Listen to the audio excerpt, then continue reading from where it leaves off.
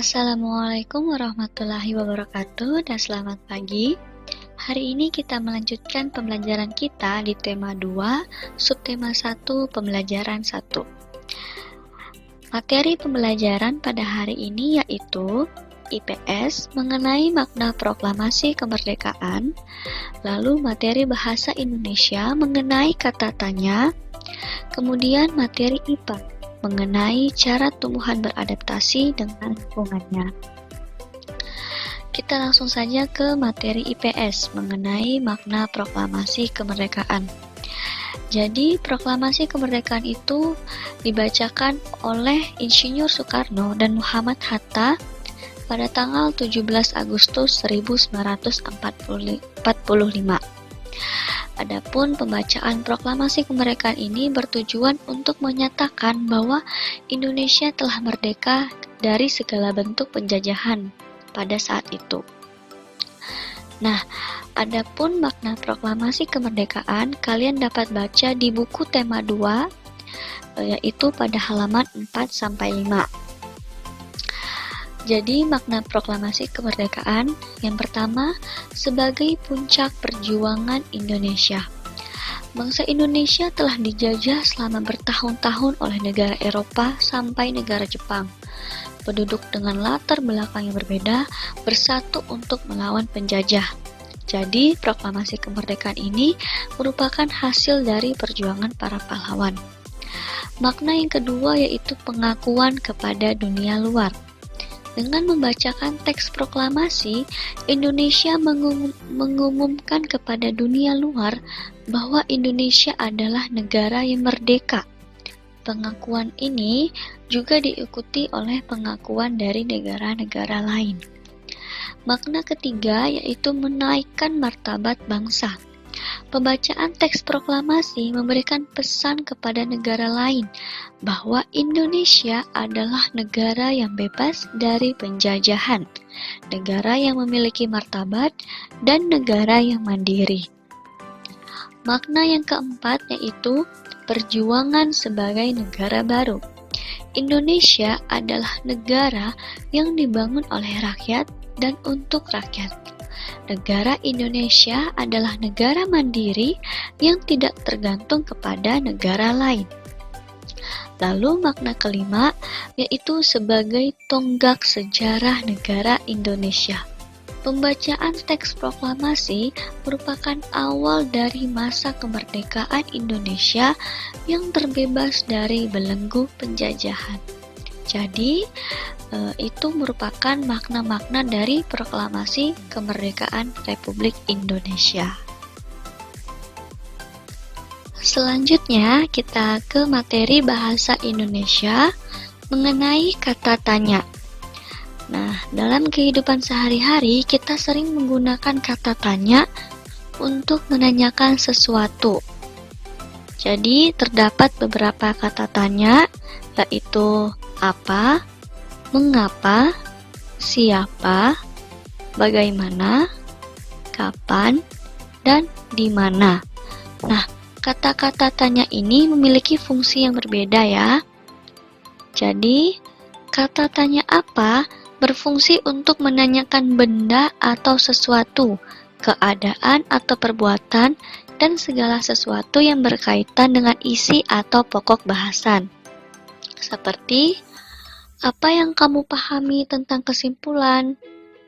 Atau, apakah kamu bisa menjelaskan mengenai ide pokok? Nah, itu contoh dari kata tanya apa.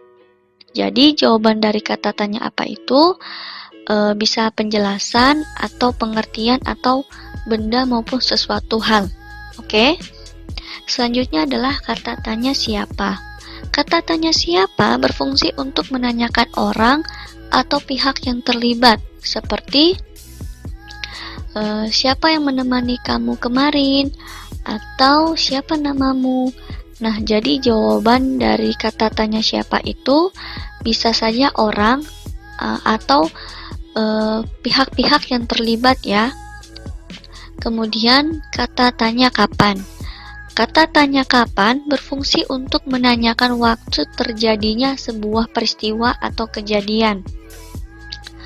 seperti kapan ulang tahunmu atau kapan kamu pergi ke sekolah. Nah, itu contoh dari tanya kapan. Jawaban dari pertanyaan yang menggunakan kata tanya kapan itu dapat berupa jam, hari, tanggal, bulan, atau tahun. Kemudian kata tanya di mana berfungsi untuk menanyakan tempat berlangsungnya suatu peristiwa atau lokasi yang akan dituju. Contohnya, di mana alamat rumahmu atau di mana sekolahmu. Nah, itu contoh kata tanya di mana. Jawaban dari kata tanya di mana itu adalah tempat berlangsungnya suatu peristiwa atau kejadian. Bisa juga lokasi yang akan kita tuju. Nah, selanjutnya adalah kata tanya mengapa.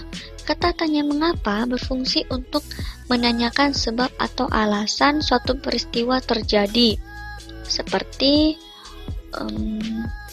mengapa poster selalu terlihat menarik? Nah, itu contoh kata tanya mengapa.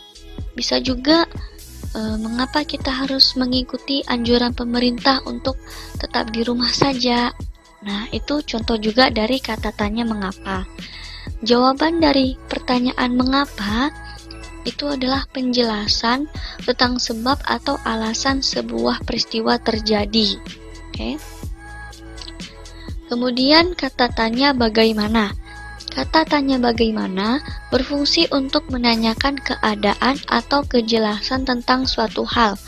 Bisa juga menanyakan cara atau proses pengerjaan sesuatu.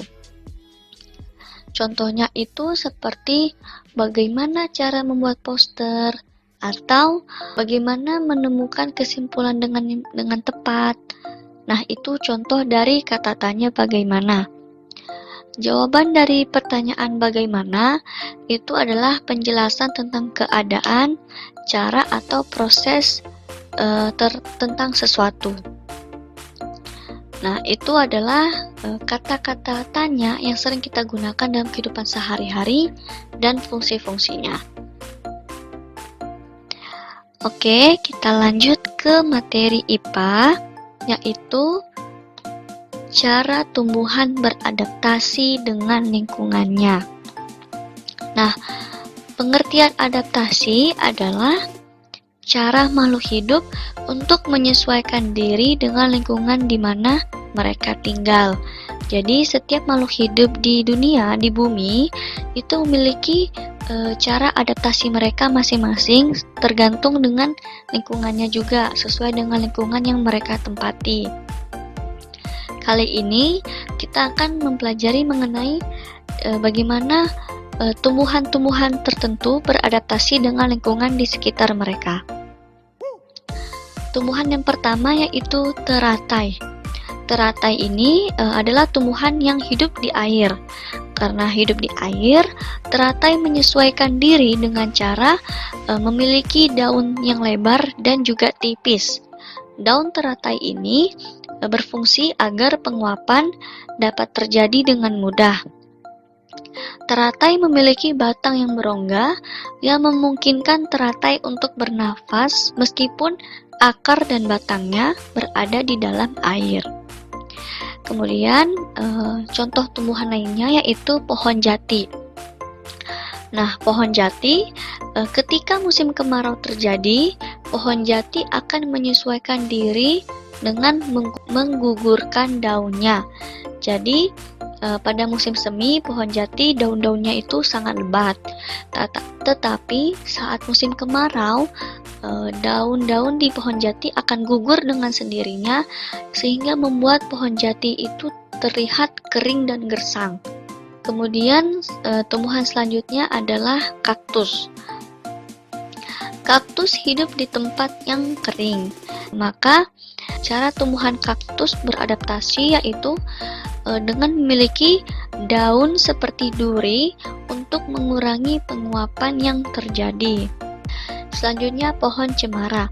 Nah, pohon cemara beradaptasi dengan memiliki daun yang runcing sehingga akan mengurangi jumlah penguapan yang terjadi. Nah, itu adalah contoh-contoh tumbuhan yang beradaptasi dengan lingkungannya. Masih banyak lagi jenis-jenis tumbuhan yang lain yang memiliki penyesuaian diri atau adaptasi yang berbeda satu sama lain. Baiklah, sekian sudah pembelajaran pada hari ini. Mohon maaf apabila ada kesalahan kata. Wassalamualaikum warahmatullahi wabarakatuh dan selamat pagi.